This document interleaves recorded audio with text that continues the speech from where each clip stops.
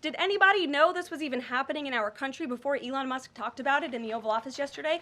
A lot of Americans didn't. Let me throw to this video of Karoline Leavitt, the White House press secretary, because it's not just that we're finally getting some transparency. As we get the transparency, we're seeing the levels of the ridiculousness of what we were spending the money on. As for the actual receipts, we are happy to provide them, and I actually brought some today because all of you know I love to bring the receipts.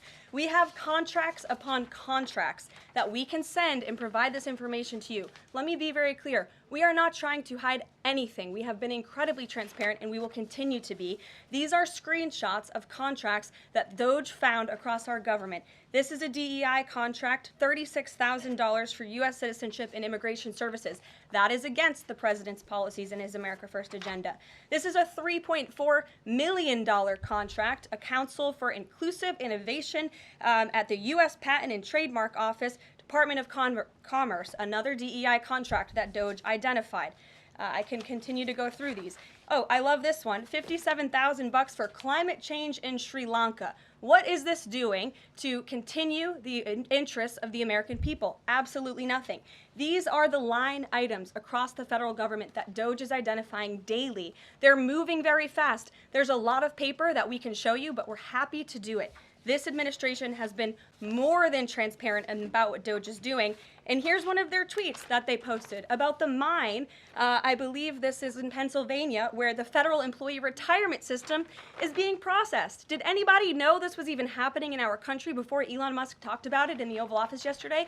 A lot of Americans didn't. So we are providing transparency and accessibility on a daily basis when it comes to DOGE. Alex, it's genuinely mind-blowing, and we're seeing so much of this, and it's billions and billions of dollars. I do want to note that my director, Connor, is a big fan of the Trans-Peruvian comic book that we were funding. So if we let that one slide for a moment, the rest of this is a bit much, wouldn't you say?